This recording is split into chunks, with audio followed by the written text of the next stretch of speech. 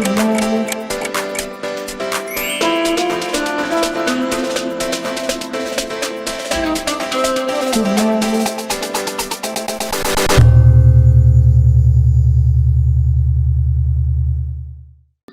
Bapak Ibu, kita akan masuk di dalam wawancara kita. Moderator kita adalah Bang Ricardo Marbun. Beliau adalah jurnalis pewarna Indonesia. Lalu narasumber kita sudah kita ketahui bersama ada Ibu Khofifah, Gubernur Jawa Timur, dan begitu juga Pak Ganjar Pranowo, Gubernur Jawa Tengah. Dan ada Pak Cahyadi Nugroho, ya, beliau dari Asosiasi Pendeta Indonesia. Mungkin demikian, saya akan serahkan waktu dan kesempatan ini kepada moderator kita. Terima kasih banyak Bang Asyong Muntes sudah memandu tadi di awal acara kita. Dan selamat malam Bapak Ibu, khususnya kepada Ibu Gubernur Jawa Timur, Ibu Khofifah Indar Parawansa. Selamat malam Ibu, dan juga Pak Cahyadi Nugroho, penanggap kita nanti di acara talkshow malam hari, dan juga Pak Ganjar Pranowo, Gubernur Jawa Tengah. Baik, kita langsung saja ngobrolnya Ibu, karena kita berkejaran dengan waktu, singkat saja waktu kita. Tadi saya sempat hitung-hitung, kalau tidak salah, dalam 1-2 hari ke depan ini, persis setengah perjalanan periode kerja Bu Khofifah. Saya kemarin tadi sempat cek 13 Februari 2019, kalau ke Agustus ini 2,5 tahun berjalan nih kerja dari Bu Khofifah, dan boleh dikatakan sebagian besar dari kerja yang dilakukan oleh Bu Khofifah ini betul-betul berat gitu ya, apalagi diganggu lagi dengan pandemi ini. Bu Khofifah, ditambah lagi ada harapan-harapan, cita-cita dari Indonesia 76 tahun merdeka, seperti tema kita pada malam hari ini. Bu Khofifah, bagaimana merangkum semua pekerjaan di tengah pandemi, vaksinasi, dan segala macamnya, terutama kalau kita bicara 76 tahun Indonesia merdeka, Bu Khofifah, silakan. Pak Yusuf, lajeng Pak Handoyo, semua saja, pangapunten jika saya tidak sebut satu persatu. Tapi malam ini sungguh malam yang membahagiakan. Saya tadi memang harus izin khusus ke Pak Pangdam dan Pak Kapolda. Jadi saya matur, ini kesempatan langka, saya bisa belajar mendengar dari banyak pikiran-pikiran genuine. Yang saya berharap bahwa bukan saya yang banyak ngomong, tapi saya akan siap mendengarkan berbagai masukan. Begini, kemarin saya menerima Purna Praja dari IPDN. Saya sampaikan kepada mereka, Jawa Timur ini bumi Mojopahit.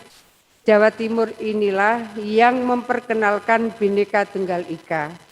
Pesan-pesan seperti ini hampir selalu saya sampaikan untuk mengingatkan kepada kita semua bahwa dari bumi Jawa Timur inilah diperkenalkan Bhinneka Tunggal Ika.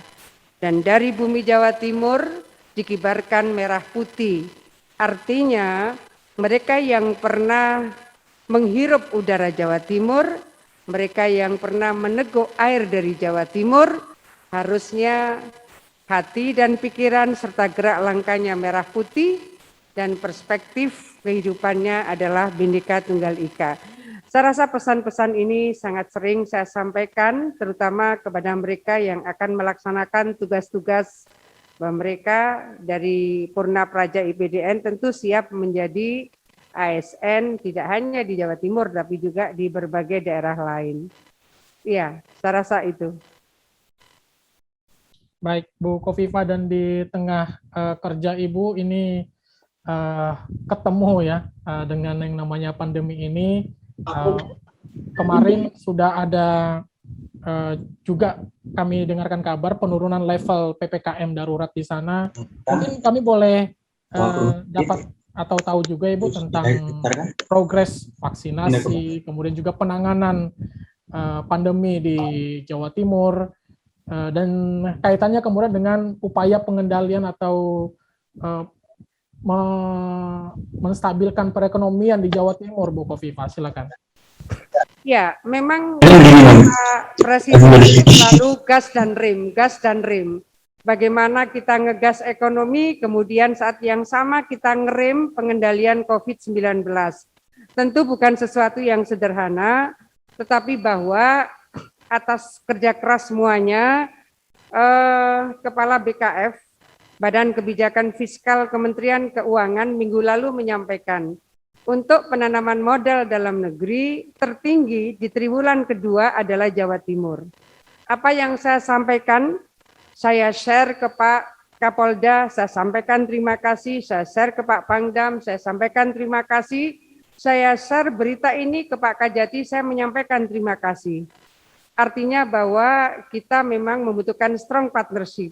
Tidak ada sukses yang dicapai oleh satu institusi tanpa membangun strong partnership dengan institusi yang lain. Nah, dari PMDN tertinggi, jadi investasi untuk penanaman modal dalam negeri tertinggi pada triwulan kedua ini, kami juga bersyukur bahwa pertumbuhan ekonomi di Jawa Timur triwulan kedua ini tumbuh 7,05%. Saya kembali menyampaikan kepada para bupati wali kota bahwa ini adalah kerja keras semua tim, the dream team, the super team di masing-masing kabupaten kota. Jadi kita rasanya memang harus membangun strong partnership dengan semua lini. Semua lini ini tidak hanya Forkopimda tentu, tidak ada institusi pemerintah tentu. Maka saya ingin menyampaikan bahwa vaksinasi di Jawa Timur ini termasuk yang percepatannya cukup tinggi, capaiannya, karena kita juga membangun strong partnership antara lain dengan perguruan tinggi. Mereka punya FK, mereka punya nakes, mereka punya pengabdian dalam tridharma perguruan tingginya, dan ternyata mereka memberikan support yang luar biasa. Jadi format-format keberseiringan di dalam melaksanakan program-program strategis dimanapun, kapanpun, saya rasa memang strong partnership menjadi kunci untuk bisa mengajak semua pihak berkontribusi yang terbaik untuk negerinya. Ya. Oke, baik. Dan ada pihak-pihak yang mungkin masih sulit didekati, Bu Kofifa, sehingga kemudian kami dengarkan kabar masih cukup tinggi juga sebetulnya kasus-kasus positif seperti hari ini misalnya di Jawa Timur begitu ya. Terutama untuk protokol kesehatannya bagaimana Bu Kofifa? Betul, jadi memang harus terus disampaikan, tidak boleh pernah lelah kita menyampaikan bahwa COVID-19 ini benar adanya. Nah, COVID-19 ini harus diimbangi dengan berbagai ikhtiar yang bisa kita lakukan, apakah dalam format new normal life yang di hulunya adalah kita disiplin protokol kesehatan, lalu vaksinasi. Bisa dibayangkan begini, saya harus menyisir mencari saudara-saudara kita di Papua. Mereka yang ber-KTP Papua dan domisili di Jawa Timur, saya khawatir mereka tidak terkoneksi di mana mereka harus mendapatkan vaksinasi. Saudara-saudara kita dari NTT, saya menyisir bagaimana kita bisa memberikan layanan perlindungan kesehatan kepada mereka. Saya khawatir mereka belum terkoneksi karena KTP mereka bukan KTP kabupaten kota di Jawa Timur. Alhamdulillah ini sudah masuk pada dosis kedua. Lalu berapa hari kemarin mereka terkonfirmasi, saudara-saudara kita dari Maluku, mereka juga belum terkoneksi karena KTP mereka KTP Maluku. Jadi memang harus telaten sambil kemudian kita mencari key person yang memungkinkan kita bisa melakukan perluasan cakupan vaksinasi. Pada dasarnya untuk kasus yang positif semuanya auto release. Kalau auto release ini artinya bahwa ada warga Surabaya, mereka sedang dirawat di Medan, mereka sedang dirawat di Makassar, mereka sedang dirawat di Jakarta atau di mana saja. Auto release itu secara KTP maka dia akan tercatat sebagai warga sesuai KTP-nya dan mereka terkonfirmasi positif. Jadi kalau ini kemudian di tracing, tidak akan ketemu di wilayahnya. Baik. Tapi itulah sistem yang sudah disepakati bahwa untuk kasus positif ini auto release. Tetapi yang terkonfirmasi mereka berada di wilayah kabupaten kota itu, memang kita sedang berupaya untuk memaksimalkan tracing. Mudah-mudahan tertinggi kemarin menurut Pak Menkes itu Jawa Timur mulai kelihatan tracingnya sudah lebih signifikan. Baik. Tracing ini bukan persoalan kita melakukan konfirmasi ke mereka yang kontak erat, tetapi untuk bisa ngentri ke Cilacap di lini paling bawah itu tidak mudah. Jadi mesti di training, mesti dijelaskan kembali, dan itu mudah-mudahan akan bisa menjadi bagian dari pembelajaran.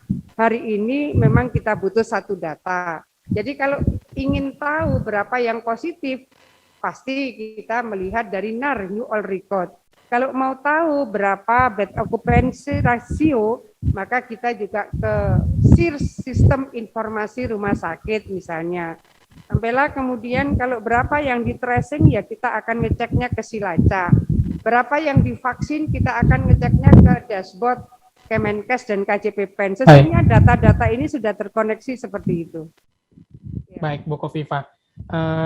Kita harapkan ke depan, terutama ini kita di masa-masa memperingati Hari Kemerdekaan, kita mengingat Indonesia sudah merdeka, kita juga bisa merdeka terutama di Jawa Timur. COVID-19 ini bisa dikendalikan dengan baik, Bu Kofifa ya. Baik, Bu Kofifa, kita tinggalkan perihal penanggulangan COVID dan juga progres pelaksanaan program vaksinasi di Jawa Timur. Sekarang kita ke 76 tahun Indonesia merdeka. Tadi sepintas kami dengarkan juga dari Bu Kofifa, ternyata Jawa Timur ini boleh dikatakan bisa dikatakan mininya Indonesia, karena banyak ragam suku dan agama di sana. Tadi ada NTT, Papua, Maluku ternyata dan lain-lain di sana, Bu Kofifa. Bu Kofifa, bagaimana tetap bisa menjaga keberagaman ini, tapi kemudian sinergi dengan keamanan, kenyamanan, kemudian ekonomi juga di Jawa Timur dari semua kalangan latar belakang ini? Iya, jadi gini Bang Marbun, ketika saya 2,5 tahun jadi gubernur, itu sudah 3 kali Kapolda berganti, 3 kali Pangdam berganti, 4 kali Pangko Armada 2 berganti, 2 Kajati, 2 kali Kalanti. Selalu di dalam Sertijab saya sampaikan harapan kami gitu ya. Simpel sekali, biasanya saya pesan Jawa Timur ini tidak boleh batuk.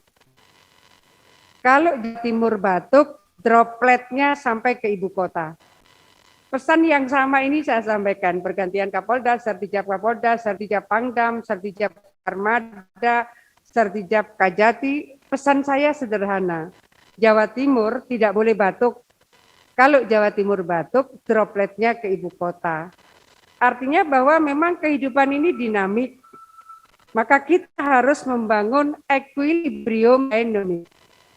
Equilibrium dynamic ini adalah sebuah keniscayaan, karena sesungguhnya setiap kehidupan selalu ada perubahan, dan yang tidak pernah berubah adalah perubahan itu sendiri. Maka dari dinamika-dinamika itu, kita semua punya tugas untuk membangun equilibrium. Maka pertemuan-pertemuan antar tokoh agama juga kami sering melakukan. Awal COVID, kemudian ada perubahan dulu PSBB, ada perubahan PPKM darurat, ada perubahan PPKM berlevel. Kami selalu melakukan koordinasi itu, terutama kita di dalam maksimalisasi koordinasi lewat FKUB. Nah, kalau vaksinasi ini cukup banyak dari asosiasi gereja-gereja tertentu yang mereka berkenan untuk divaksin di Binaloka itu di kantor gubernuran. Tiap hari kita melakukan vaksinasi di kantor gubernuran. Jadi itu setiap hari. Kecuali ada permintaan yang lebih besar, baru kita menyiapkan lebih besar. Tapi di tempat yang sama, setiap hari kita melakukan. Satu pertanyaan lagi, Bu Kofifa, tentang apa aspirasi yang paling sering muncul atau Ibu Kofifa dengar dari semua kalangan lah tadi ya, termasuk juga kalau kita bicara tentang kerukunan umat beragama, karena ini juga ada pertanyaan dari Cak Yos tadi yang dari Jawa Timur, apa strategi Ibu Gubernur mengharmoniskan semua elemen sehingga menjadi energi positif bagi kondisivitas dan keberhasilan pembangunan. Nah, jika ada kendala, apa saja kendalanya, lalu bagaimana solusinya yang bisa diserahkan ke daerah-daerah lain. Terima kasih. Silakan Bu Gubernur. Mudah-mudahan saya bisa menangkap karena suaranya on off. Jadi kalau hari-hari ini pasti suara yang sering muncul adalah bagaimana pelaku-pelaku UMKM bisa bekerja dengan suasana yang lebih kondusif. Backbone ekonomi Jawa Timur 57,25% itu UMKM. 9,7 juta warga Jawa Timur bergerak di sektor UMKM. Hari ini kita membutuhkan ekosistem digital. Dari ekosistem digital yang kita sudah mencoba, nyun sewu Pak Ganjar. Jadi BI itu mencoba membuat rumah kurasi dan sudah jadi.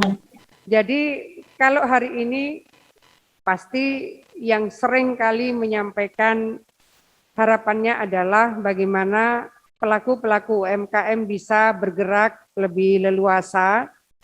Kenapa saya menyebut lebih leluasa? Karena di PPKM darurat kemarin PKL boleh sampai jam 8. Di PPKM berlevel boleh sampai jam 9. Mulai kemarin mal yang di Surabaya boleh buka dengan beberapa restriksi, pembatasan-pembatasan. Ini pasti berdampak pada kehidupan sosial ekonomi masyarakat. Pemerintah pusat menurunkan sangat banyak program berlapis-lapis untuk memberikan bantalan sosial dan bantalan ekonomi. Pelaku UMKM mendapatkan bantalan ekonomi melalui Banpres PUM 1,2 juta. Bantalan sosial ada yang ditambah beras, ada yang BPNT, ada yang BST, dan seterusnya. Dalam kondisi seperti ini, maka sinergitas dari seluruh elemen strategis di semua daerah menjadi sangat penting. Komunitas-komunitas kehidupan beragama memberikan doa dari tempatnya masing-masing dan dengan formatnya masing-masing.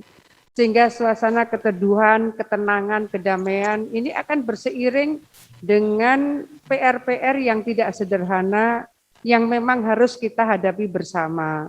Tetapi kalau satu berikhtiar, satu mengiringi dengan doa, pasti kedamaian itu akan turun dari lini kita masing-masing. Suasana-suasana yang bisa menjaga kohesivitas di antara kehidupan intern dan antar umat beragama menjadi sangat penting untuk terus dijaga, dikawal. Saya rasa begitu. Baik, terima kasih banyak Bu Kofifa Indar Parawansa, Gubernur Jawa Timur. 20 menit pertama kita manfaatkan tadi berbincang dengan Bu Gubernur. Bu Gubernur jeda sebentar, istirahat sebentar. Mungkin boleh nanti menyimak juga perbincangan kami dengan Pak Ganjar Pranowo, Gubernur Jawa Tengah. Baik, Pak Ganjar, kalau tadi Bu Kofifa 1-2 hari ini setengah jalan, Pak. Setengah jalan pekerjaannya sebagai Gubernur Jawa Timur, 2,5 tahun dari 5 tahun periode kerja. Kalau Pak Ganjar nih 1 tahun lagi nih.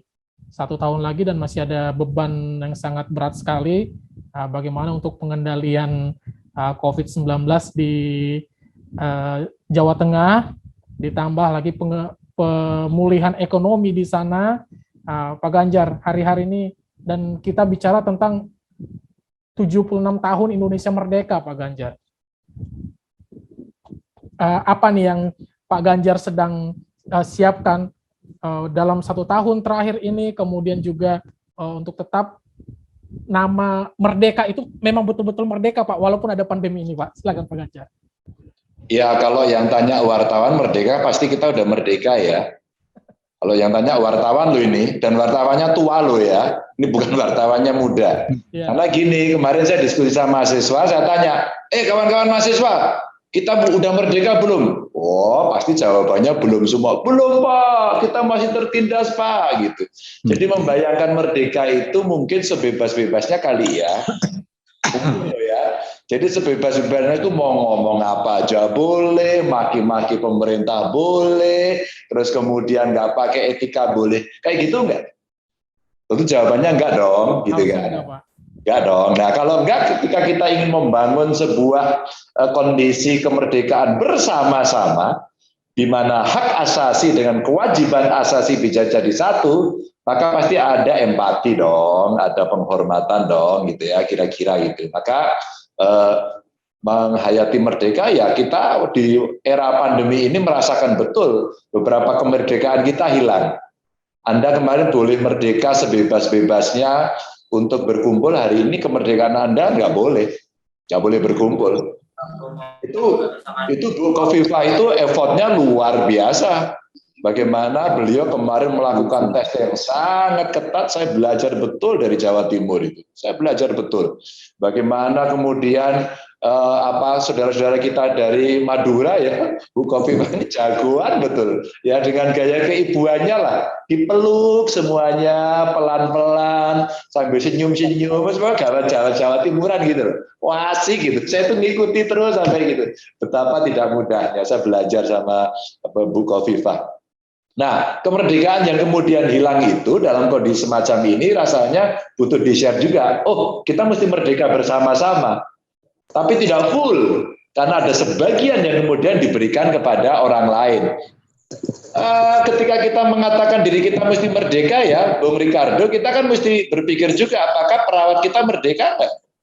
Mereka bisa kumpul keluarga enggak? Gitu dong, ya enggak sih? UMKM kita bisa merdeka enggak? Oh, PPKM kemarin, wah, Pak kami dihajar, Pak.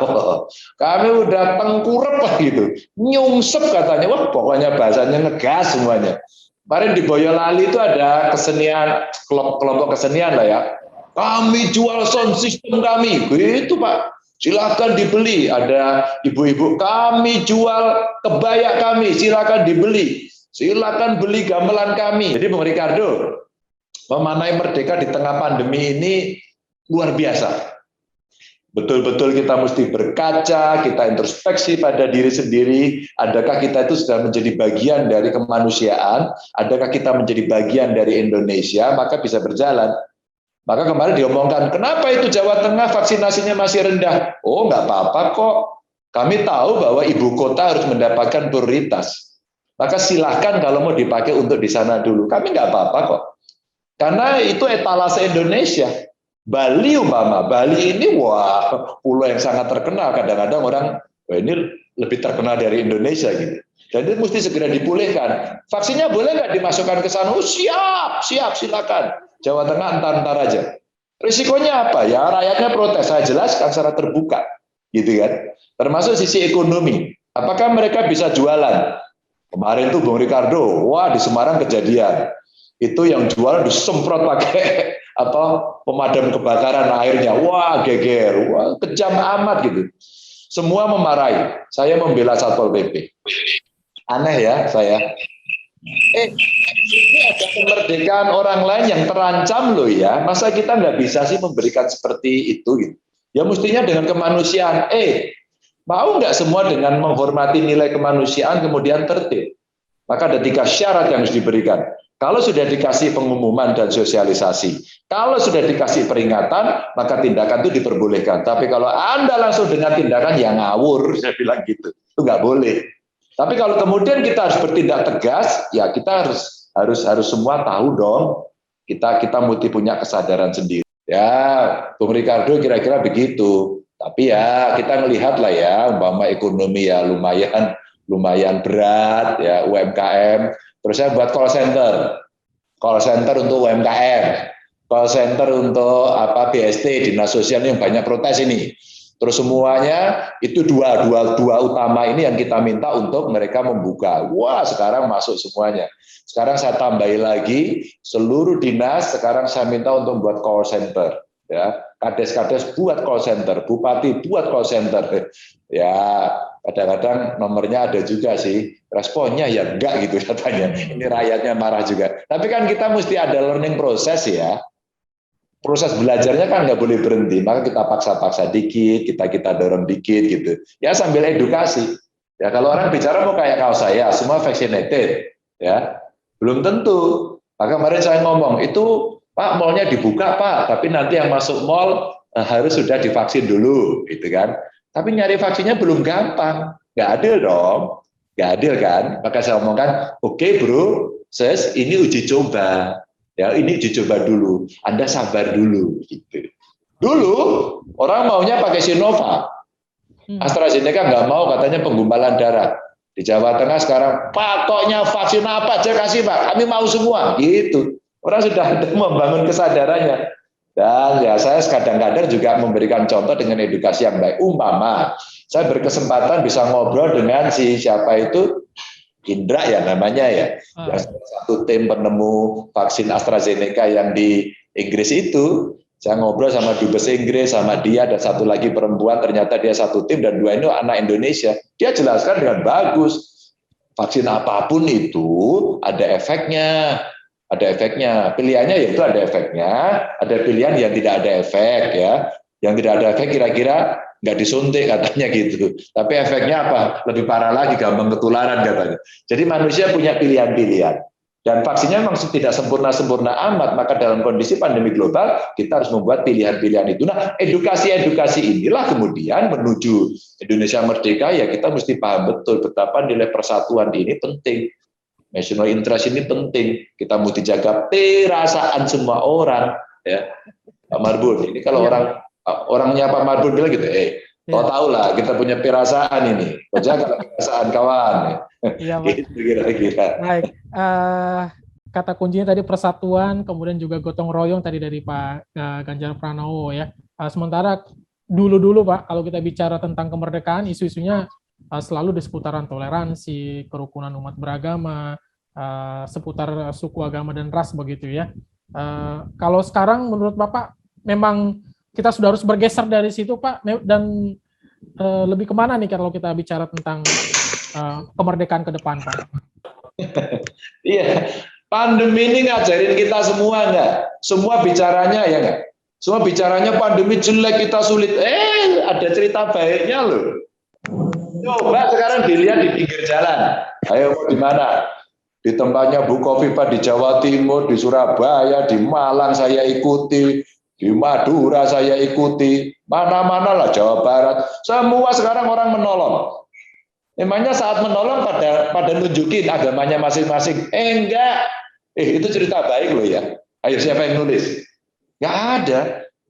Mahasiswa, umpama yang di Jawa Tengah ngobrol, kelompok Cipayung datang ke saya. Bro, mau demo nggak bro gitu? Enggak Pak, lu kenapa kalian nggak demo? Itu ada undangan demo loh itu. Gitu. Kenapa Anda nggak demo? Pandemi Pak, nggak enak. Pinter. Hebat kalian, punya sikap, nggak mau demo. Kerumunan aja nggak boleh masa demo. Teriakkan suaramu itu bro. Gitu. Sudah sekarang Anda mau kerja apa? Pak Ganjar, kita mau bantu penanganan COVID. Ya udah, kamu bisanya apa? Pak, kami mau kumpulkan duit, terus kami mau belanja warung-warung, terus kemudian mau kami bagikan. Let's do it. Sudah lakukan itu, tak dukung gitu. Pak Ganjar besok kalau sepedaan, melihat saya waktu aksi, kita kasih semangat anak muda. Ini contoh loh. Dan mereka tidak pernah bicara sukunya apa, tidak pernah bicara agamanya apa. Dan waktu ngasihin ke abang becak, waktu ngasihin ke ojol, waktu ngasihin orang yang di pinggir jalan, atau sekedar nawarin siapapun yang mau ambil, nggak tanya apa-apa loh. Pandemi mengajarkan kita akan nilai kemanusiaan yang muncul hari ini. Ayo, siapa yang angkat ini? Nggak ada. Cerita-cerita baik ini selalu saya angkat ya, minimal kekuatan citizen journalism lah. Saya sendiri maksudnya, saya buat sendiri beritanya. Ya kalau teman-teman nanti nggak ngutip itu asal buat sendiri gitu kan.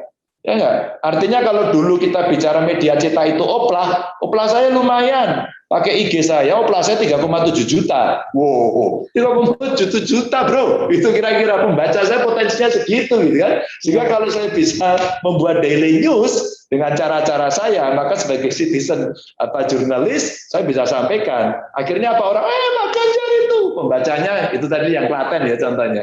Kades Klaten 400.000 lebih. Maka dalam konteks hari ini sebenarnya banyak orang baik, orang berinovasi, orang menolong. Coba sih orang jahit masker, bagi masker, orang buat makanan, bagi makanan, bagi buah, bagi vitamin, menolong, menghibur. Wah, itu cerita baik. Dan itulah nilai-nilai Pancasila. Maka Bung Ricardo, Bapak Ibu, teman-teman semuanya, saya itu sampai waktu itu bilang gimana ya cara menguatkan? Duit pemerintah itu nggak banyak, semua minta. Nggak cukup kan? Kalau kemudian kita nggak cukup, kita buat kekuatan apa? Kekuatan komunitas. Kalau kebijakannya top down terus dan kemudian tidak bisa selalu mengcover semuanya, maka apa yang mesti dilakukan? Ya kita mesti ngangkat yang bottom up. Nilai-nilai yang hidup, yang masih berjalan, didukung oleh komunitas, dan pasti biasanya berpikirnya baik. Sangat jarang ya saya melihat komunitas-komunitas sosial, tapi agendanya ngerampok itu nggak ada. Agendanya mencuri kayaknya nggak ada ya. Atau mungkin mereka itu mau berbuat jahat, saya kira nggak ada. Kecuali ya 1212 memang dia pelaku kejahatan. Tapi rasa-rasanya enggak kok. Kelompok agama, kelompok sosial, ya nggak sih? Mereka pasti akan bisa memberikan program-program bantuan-bantuan yang baik. Nah, itulah saat itu saya buat Jogo Tonggo. Kenapa Jogo Tonggo? Menjaga tetangga. Di kampung saya kira di kampung kita sama lah ya. Pak Cahyadi Nugroho, Pak Yusuf di sini, Pak Yohanes Edi di sini ya. Pak Pendeta Benyamin ada, Pak Efraim di sini, ya. Saya kira Pak Daniel Pasaribu di sini, ya. Saya kira banyak lah. Ketika kemudian kita melihat kondisi sosial kita, kalau tetangga kita sakit ditengok nggak? Biasanya ditengok kan, ada yang sunatan datang, ya nggak? Ada yang kawinan datang, ada yang kematian bantu. Itu nilai sosial yang ada. Maka ketika kemudian ada kejadian seperti ini, ketika negara belum bisa cepat, pemerintah belum bisa cepat, dari bawah itu muncul komunitas ini yang menolong. Akhirnya bergerak. Jogo Tonggo, wah. Terus kemudian Jogo Sekolah, Jogo Pasar, Jogo Kiai, Jogo Pendeta, Jogo Rumah Ibadah, jaga berkembang.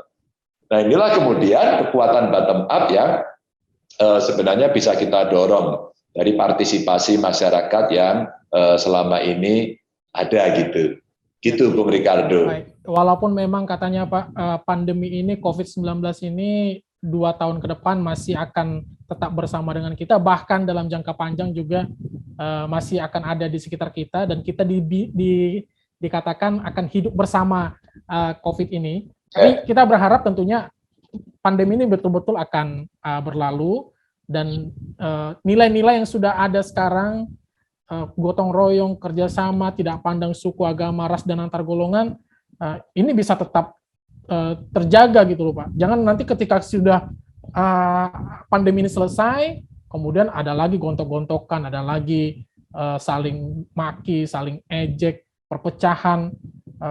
Mungkin pemimpin Pak di sini, pemimpin terutama seperti Pak Ganjar dan Bu Kofifa, pada suatu saat nanti kalau ada lagi gesekan-gesekan harus ingatkan, loh kenapa tahun 2020, tahun 2021 kita bisa satu, bisa kita kerjasama, kok sekarang tahun 2045 nanti 100 tahun Indonesia merdeka, kok malah masih kita mundur lagi ke zaman-zaman dulu gitu loh. Jadi ini yang mungkin perlu kita pelihara terus. Pak Ganjar, komentar terakhir dari Pak Ganjar bagaimana? Yuk kita pikniknya jauh. Nih belajar lagi dari COVID. Bapak Ibu, masker kita itu kemarin nggak bisa buat. Masker ini kemarin kita nggak bisa buat. Kapasitasnya kecil sekali. Pertanyaannya, kenapa kita nggak bisa? Itu 1, 2. Kita bicara apa? Wah, rumah sakit penuh, ventilator nggak ada. Kita nggak bisa bikin ventilator, bro. Apalagi, begitu penuh lagi oksigen. Namanya tabung oksigen, Bung Ricardo, kita nggak bisa. Terus kita bisanya apa?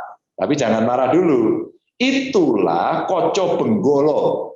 Itulah cermin yang kita lihat buat kita bahwa kalau Bung Karno dulu bilang ya, kita belum berdikari dalam bidang ekonomi. Maka apa? Ayo anak-anak Indonesia, diaspora Indonesia, bantu. Sekali lagi, bantu. Orang-orang hebat yang tahu, turun ke sini. Begitu diangkat semua tangannya, saya siap bantu, saya siap bantu, saya siap bantu. Kita perintahkan. Atas nama konstitusi, negara membutuhkan, maka kalian buat sendiri. Kemarin perintahnya Presiden clear. Begitu tidak ada oksigen atau oksigennya berkurang, ya, oksigen industri pindah ke oksigen medis. Begitu harus laksanakan. Kalau enggak pidana, begitu. Jadi kita kemudian punya industri strategis, kalau perlu buat alat-alat kesehatan sendiri. Sendiri, kita buat sendiri, sehingga kita tidak bergantung. Kita punya ahli biomolekuler, kita punya farma-farma yang dari bio gitu ya. Terus kemudian kita punya perguruan tinggi hebat-hebat ya. Kenapa kemudian kita tidak buat vaksin sendiri? Ayo. Kenapa? Loh, kalau kita nggak bisa bagaimana? Karena tantangan ke depan, itu tadi pertanyaan Bung Ricardo tadi bagus. Pertanyaan loh, sekali lagi bukan perintah ya, ini pertanyaan. Itu bagus sekali. Ke depan seperti apa? Ke depan tantangan kita, dunia sudah berubah. Anda boleh sebut istilah dengan new normal, oke. Adaptasi kebiasaan baru, oke. Yang jelas bagaimana? Ada targetnya. Targetnya apa? Presiden sudah bilang, sampai akhir tahun ini semua sudah divaksinasi.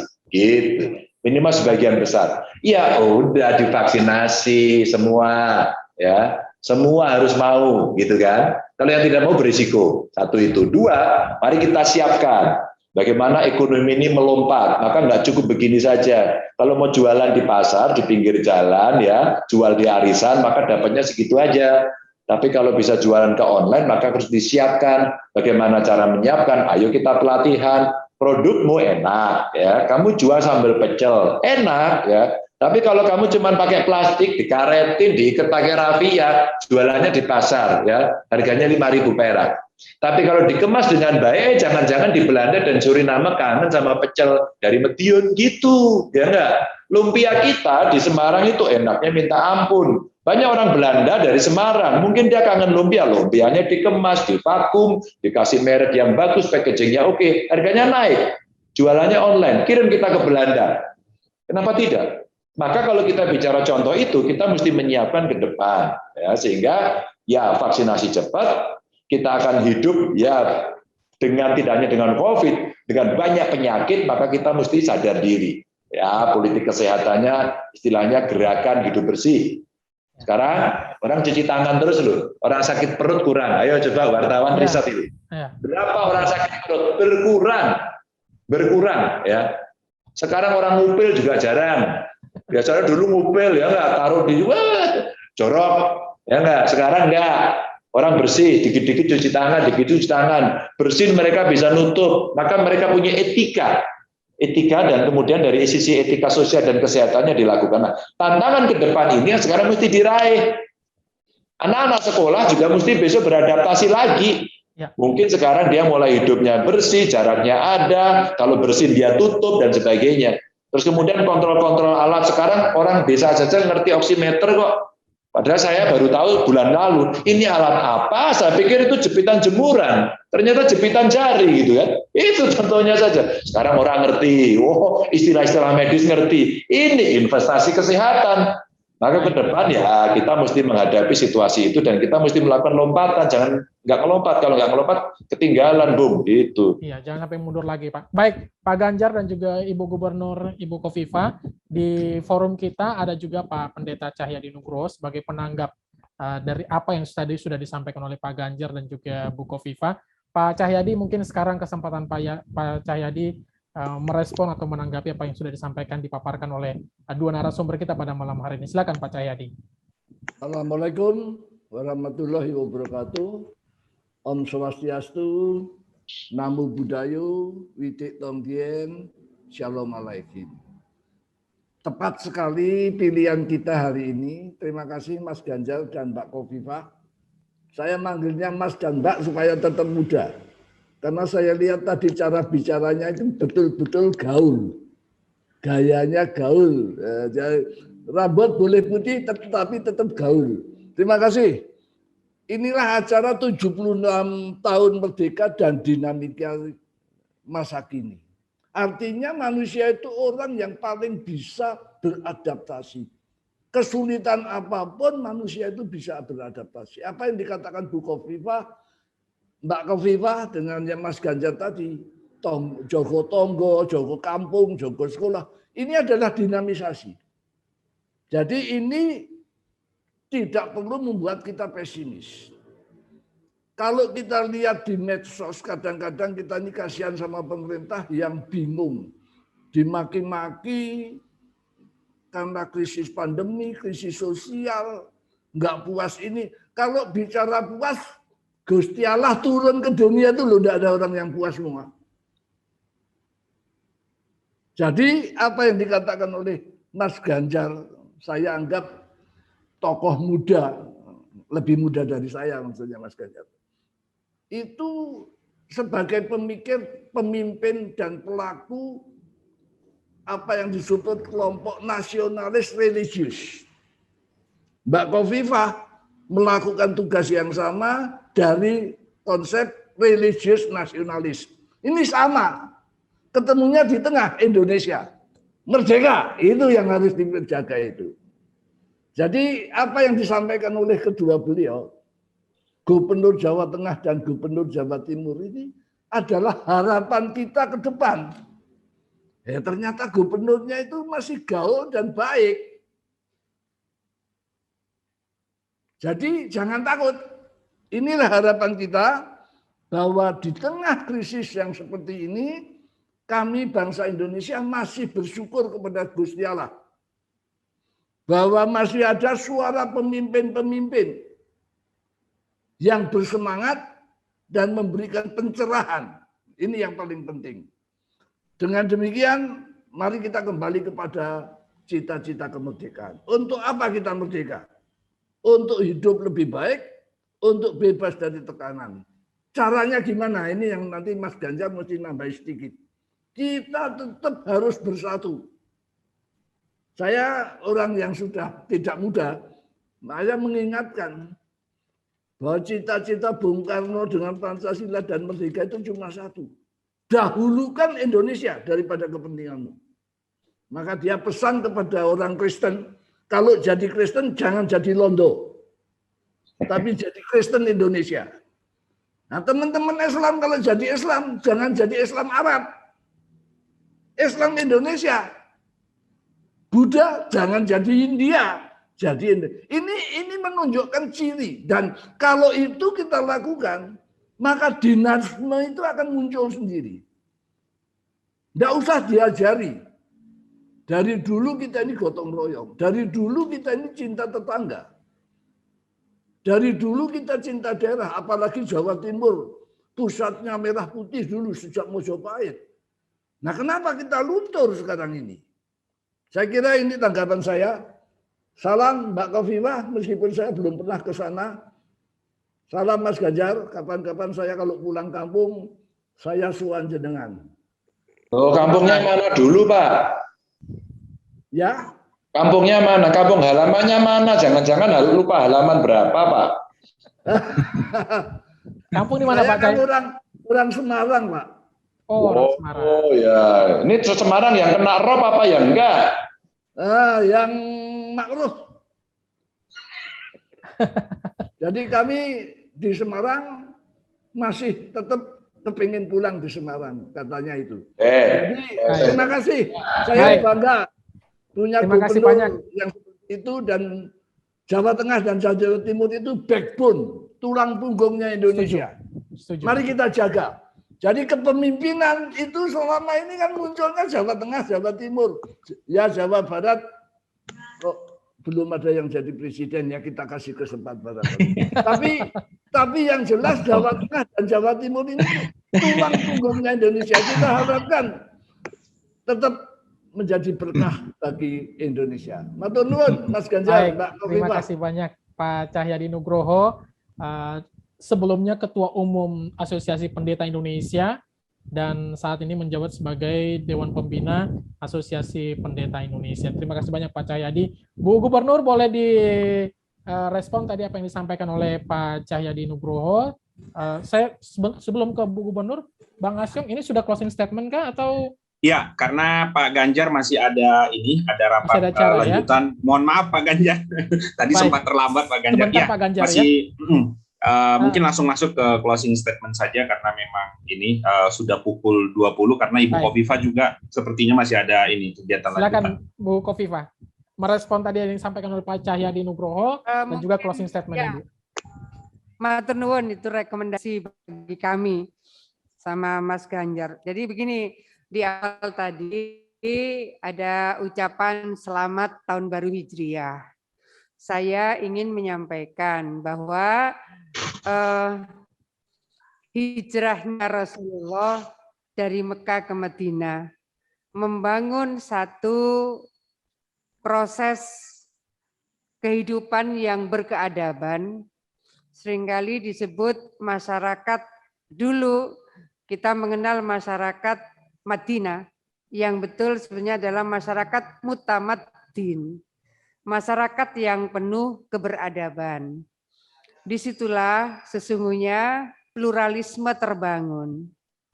Di dalam kepemimpinan Rasulullah Muhammad SAW ada 4 komunitas besar. Ada Islam, ada Yahudi, ada Kristen Syria, ada Kristen Syam.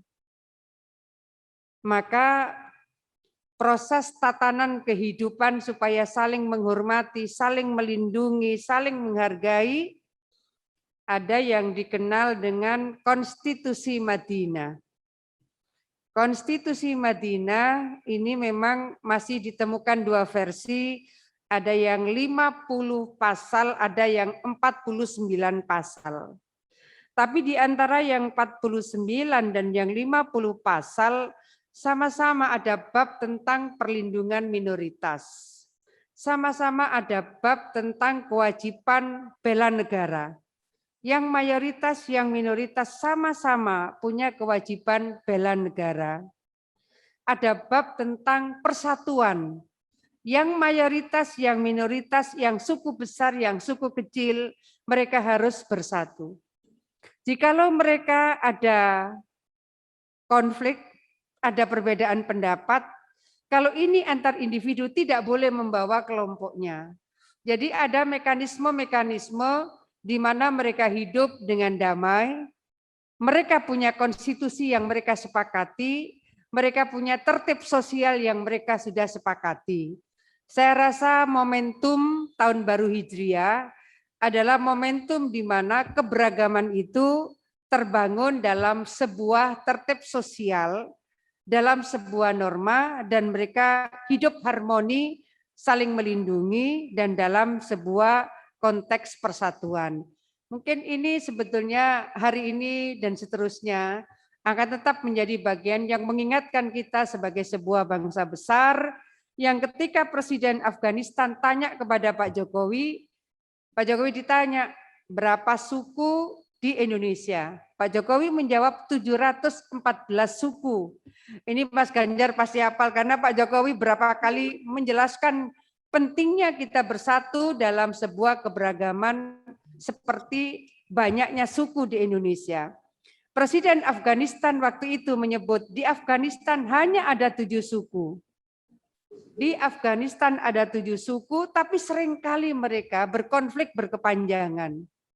Di Indonesia ada 714 suku, relatif kita ini hidup dalam sebuah sistem yang aman, yang damai, yang rukun, dan penuh tepas liro, Pak Pendeta Cahyadi.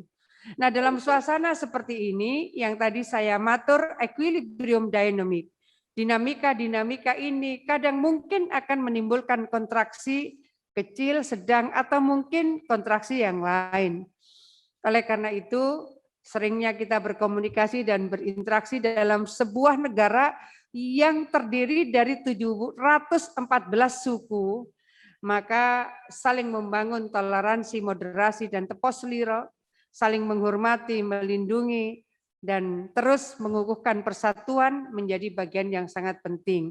Jadi sebetulnya antara tahun baru Hijriah dengan semangat 76 tahun proklamasi kemerdekaan, karena berarti tahun baru Hijriah yang akan datang itu mundur 12 hari. Tahun Hijriah itu setiap tahun akan mundur 12 hari, 12 hari. Berarti tahun depan tidak akan masuk di bulan Agustus. Pada posisi seperti ini, bagaimana sebetulnya bangunan masyarakat mutamaddin, masyarakat yang berkeadaban, masyarakat yang membangun toleransi, masyarakat dalam sebuah sistem yang plural dan mereka saling terlindungi, saling menghormati. Saya rasa ini akan menjadi bagian penting untuk kita bangun sinergitas dengan semangat 76 tahun Indonesia Merdeka di tahun 2021 ini. Baik, itu tadi dari Ibu Kofifa Indar Parawansa, Gubernur Jawa Timur, dengan closing statement-nya juga tadi. Pak Ganjar sekarang, dan tadi Pak Ganjar sempat singgung-singgung mengenai ROP, perubahan iklim juga ini isunya, Pak. Kalau nggak salah, Pak Ganjar ini dicubit belakangan nih dari Jakarta, supaya memperhatikan masalah-masalah perubahan iklim di Jawa Tengah. Intinya, kemerdekaan yang akan datang, jangan lagi ada masalah-masalah bencana banjir dan segala macam nih Pak Ganjar. Silakan Pak Ganjar. Ya Bapak Ibu semuanya, kemerdekaan yang datang masih akan banyak masalah. Jangan pernah takut dengan masalah. Hadapi masalah itu. Nggak ada yang hadir di sini ini bisa mengatakan besok nggak ada masalah. Enggak. Sekarang mesti kita bangun kesadaran bahwa di depan kita itu adanya masalah. Nah, tugas kita adalah mengantisipasi agar masalah itu sekecil mungkin sehingga kita bisa hadapi, sehingga everybody happy.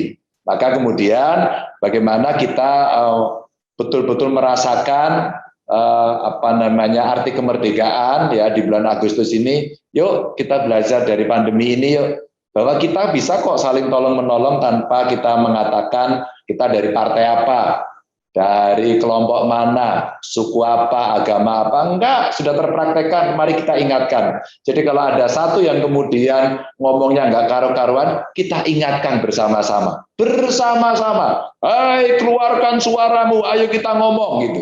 Sehingga tadi Bu Kofifa saya sepakat banget, perlindungan terhadap sesama itu mesti dilakukan. Bahkan statement Bu Kofifa sangat jelas banget ya, clear gitu.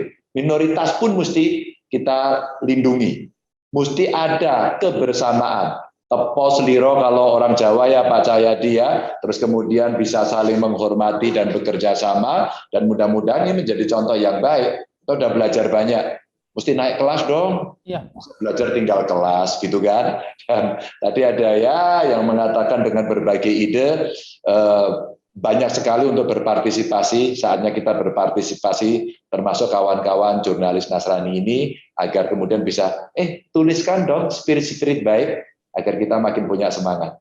Salam untuk semuanya. I love you full, pokoknya, merdeka. Baik, termasuk perlindungan alam juga Pak ya, jadi... Ya, semua pokoknya, alam dan dikau pun kulindungi. Gitu. Ya, betul Pak. Baiklah. Pak Ganjar Pranowo, Gubernur Jawa Tengah, dan juga Ibu Kofifa Indar Parawansa, Gubernur Jawa Timur.